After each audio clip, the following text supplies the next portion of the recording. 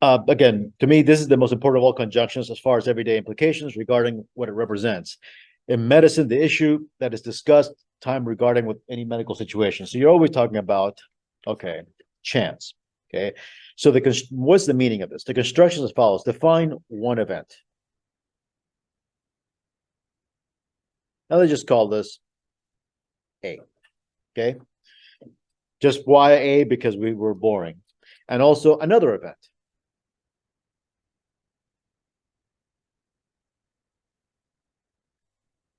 And just for fun, I'm going to call this event B. Okay. And this idea can be generalized to more events. Find the probability of one event with respect to, again, I'm going to use these two words, population, which is known as sample space in probability theory. So we used to find some event like A, but it's based on a population. All events are based on some population, some sample space. Now, find the probability of the same event, but with using the other event as a new sample space. So what does that mean? Well,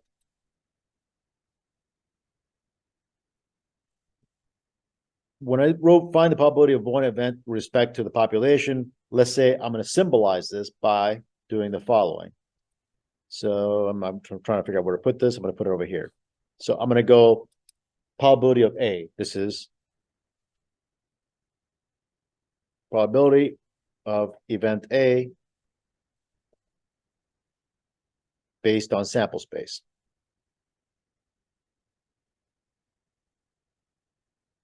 Or I could do the other one. It doesn't really matter. Probability of event B. Again, same idea. This is based on probability based on sample space.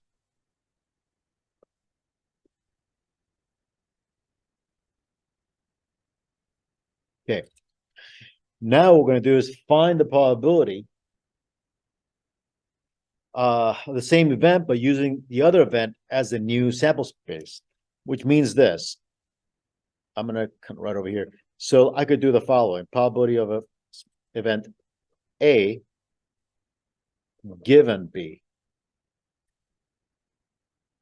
Something to that effect. Or maybe I'll do it this way. Probability of B given A. But I find the probability of event A now, but in terms of the other event. Okay. So now what's happening is that this component is new sample space.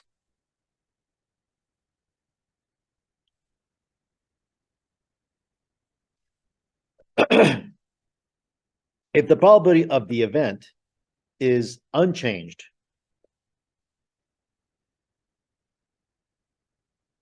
under the conditions, what condition? Like event A or event B, as it was for the sample space, the two events are independent. And I know those words are confusing. Maybe not too, it's not, doesn't really capture it. So notice sometimes words are a little bit confusing. So symbolism is there to make it more clear, the meaning. And the meaning is this: events A and B are independent if the following is true. But the thing you must understand is the following. This probability based on original sample space.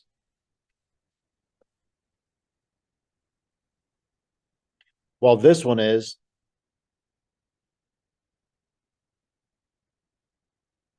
sample space altered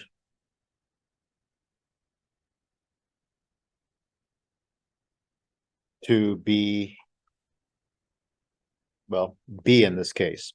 So it's just been changed. Now, whatever B is, that is a definition of the new sample space. So the sample space is always based on a definition.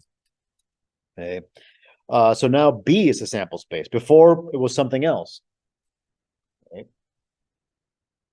But if the probability of event A remains unchanged with respect to the population, once you are in this using this as the definition, then events are independent.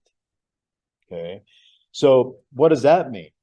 As far as medicine, the doctor would say, don't worry about it. Go home, you're fine.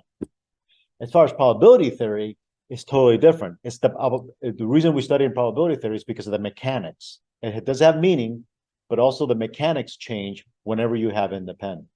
As a matter of fact, we have been using it for the sample space problems all along. So remember that 10% rule?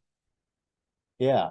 So that has to do with not altering the sample space. In other words, the question we have in mind is, do we have independence during sampling or not? Are we altering? When we sample into the population, are we altering the probabilities? So events are independent when probabilities are not altered. Nothing's changing. Okay. Now, in books and a lot of just everyday talk, sometimes people say the following phrase, which is, in my opinion, incorrect, especially when you're trying to teach it to somebody, because it leads you to the wrong viewpoint, which means this. Here's how sometimes it's explained. Events are independent if one event does not affect the other. That's the way it's explained. However, this has nothing to do with cause and effect. It has zero to do. It may have cause and effect, but it doesn't have to have cause and effect. So it leaves you with the wrong impression. Just think of it more as, is there a change in probability? That's what we're after. Okay. So let's look at this little scenario here. It says the human papillomavirus is a very common type of sexually transmitted disease, and there are various types. Is age a factor in who has the virus for the population? Is having the virus independent of age? Okay. The reason I bring this up is because there was a study in 2005, and then the politicians started creating what they wanted to have was a general policy in medicine, and Texas was really against it. Like Texas was part of one of the studies and said, well, we should have this policy for young people. And Texas said, yeah, no, we don't want to do that. But here's the idea. In a study in 2005 with 1,921 women ranging from the 14 to 59, found that 26% had the virus. Okay. So I'm going to rephrase this as a probability. So at the moment, I'm going to go this way. Virus is the chance of a virus is 0.268. And then what is the sample space or population? So notice there's an implied sample space here. Sample space is women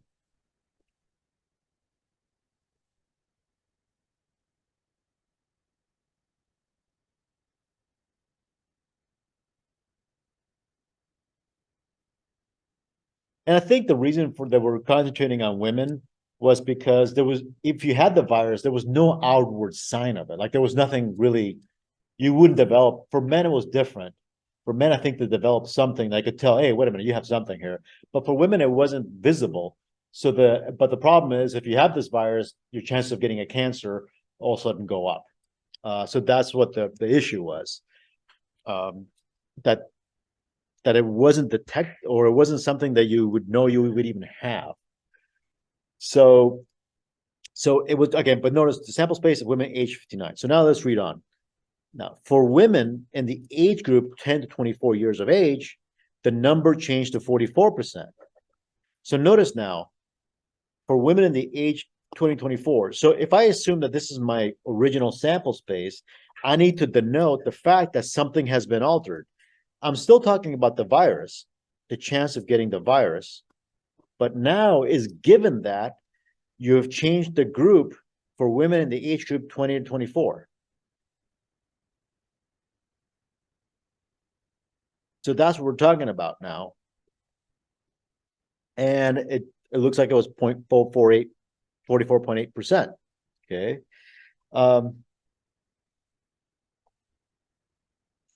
And then in the age group 14 to 24, so again, notice this is about the virus. Notice in the age group. So again, this is another given.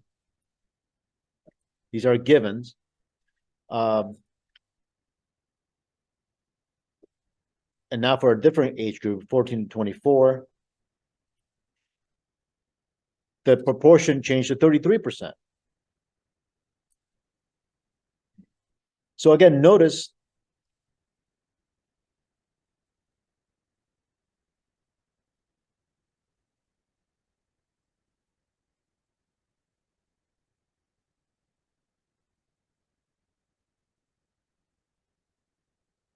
as we change age range, the probability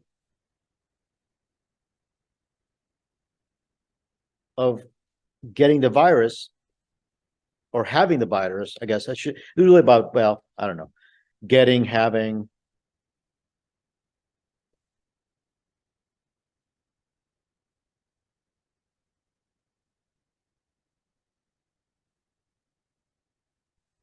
changes. Okay. So this means age is not independent.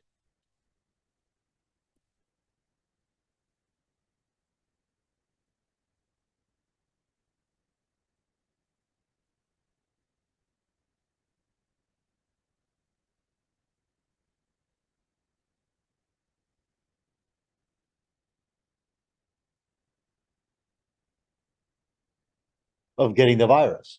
So what would a doctor say? Because wait a minute, what age group are you in? Are you in the 2024 group? Well, shoot, this group has like a 44% chance of getting this virus. What about the 1424 group? Well, less, again, I mean, you would have to start, I'm just throwing some numbers out there, but all of a sudden it would matter. So that's just, no, so age is just one factor, but a doctor typically would not go on just a single factor, but several factors. Like, okay, what are other factors like that would up or lower your chance of getting this virus? But the idea is that all this questioning takes you down from the population to a subset of the population. And then we're starting to see if these numbers change. So I'm going to take one of these statements. And so note,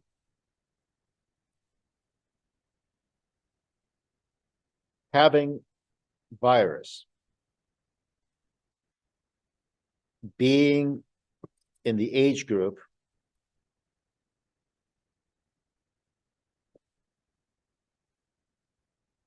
twenty to 24 years, are not independent events.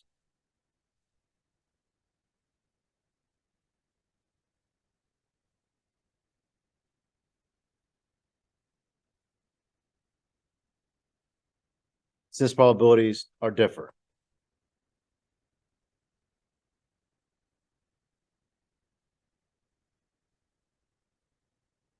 So we don't meet this criteria up here. The probability of A, or the probability of getting the virus, now it's different if we say, what's the chance of getting the virus, given that you're in the age 2024, the two numbers are not the same. So therefore, we do not have independence. So in other words, I mean, right here, what it's saying is the population only has a 26% chance, but or 27 approximately. But if you're in this particular age group, it jumps all the way to almost 45%. So big difference in the probabilities. Let me stop here for a second. Do you have questions, comments, or? Human blood type is classified as A, B, AB, or O. In Argentina, 33.8%, no, 53, sorry, got blocked here. 53.8% of the population is of O-type blood. Blood is also classified as being positive or negative, which is called the Rh factor, as an A plus or B minus blood type. Okay. The Rh factor and blood type are supposed to be independent of each other. So notice whether the chance of you getting positive or negative, depending on the blood type, is supposed to be independent. Okay. So what percentage of the Argentinian population with an Rh positive factor have O type blood? So here's the question. This is what percentage of the Argentinian population with Rh positive factor. So this is now a given. Have type O blood. So what I want is O type blood, given they are Rh positive. Okay. Now, what should I write here as the answer to this question, do you think? Yep. That's right. And why? Yep.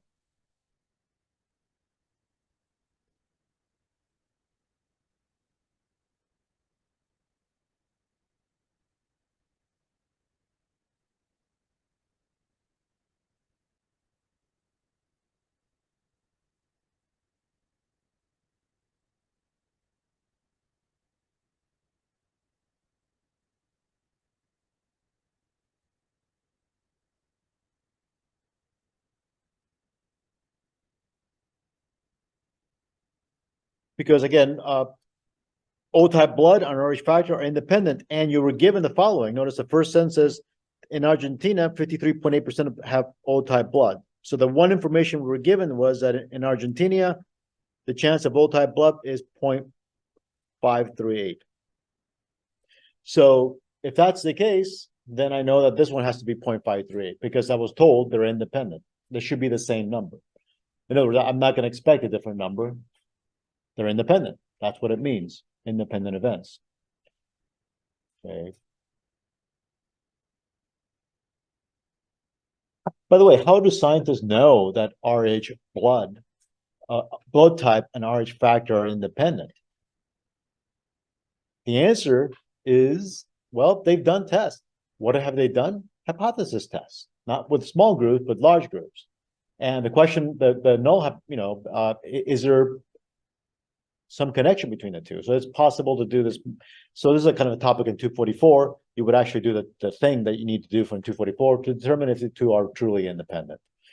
And using hypothesis testing, you can kind of make a establish. And then, of course, again, the way statistics works is this. You take the data, right?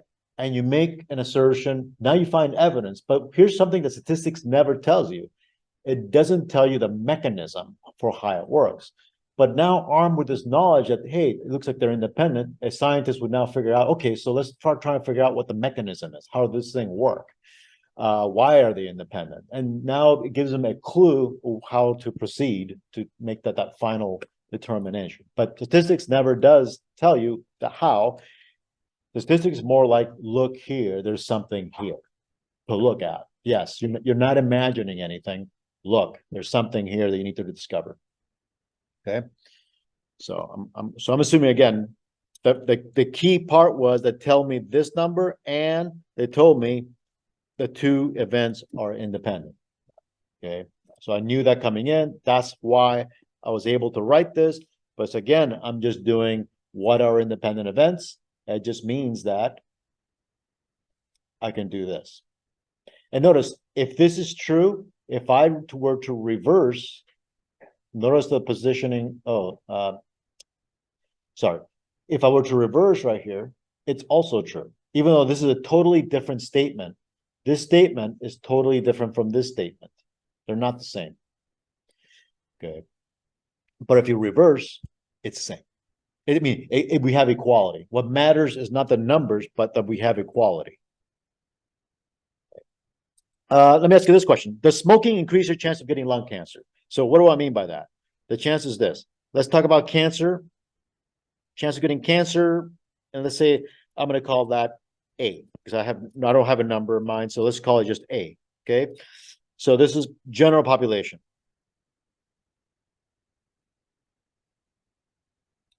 Okay. Now, the next question is this.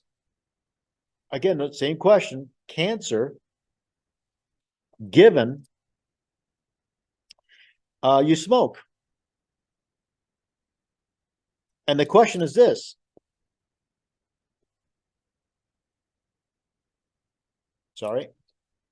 is this number greater than whatever number this is, A? And what do you think? How many think the answer is, yeah, it will be greater? Yeah. After all, that's what you've been told, right? Obviously, yes. So in other words, is getting cancer and getting lung cancer and smoking independent events? Right. So yeah. So the answer, first question is yes, it increases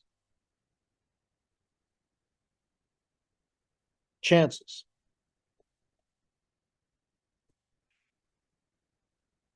So smoking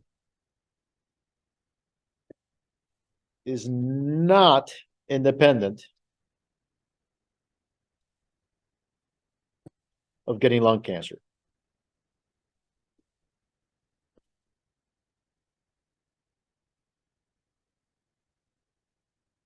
Okay. So let me ask you a question. Does bowling increase your chance of getting lung cancer? And what I mean by this is chance of cancer.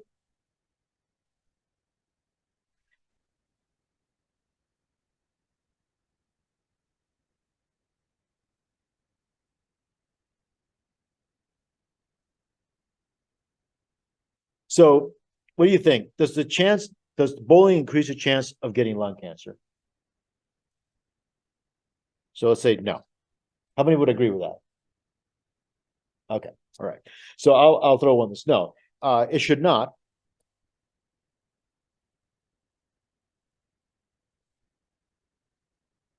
Now, however, in the 50s, this may not have been true. Now that smoking in public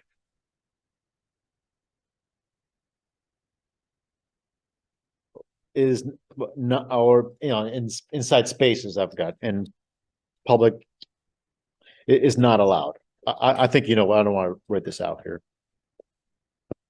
right? So this is one of the reasons that uh, places banned or their government stepped in and said no more smoking, right? Because as you pointed out, smoking does increase the chance of lung cancer, and then they figured out secondhand smoke is just as bad as smoking. Um, and it was only in the 1980s that the government stepped in to ban smoking in restaurants. Before that, went to a restaurant and there was a smoking section and a non-smoking section. So in the 70s, late 70s, they started going, well, we know it's a problem. So let's create a smoking and a non-smoking section. That's what the remedy was.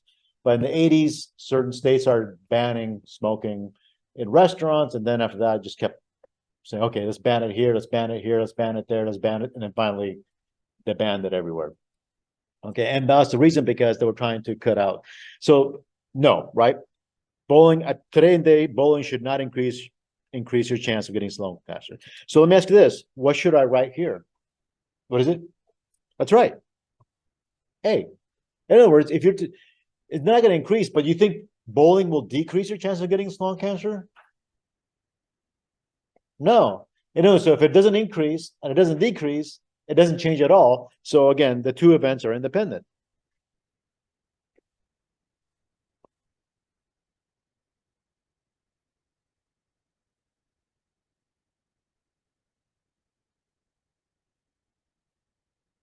So that's the meaning of that. Okay.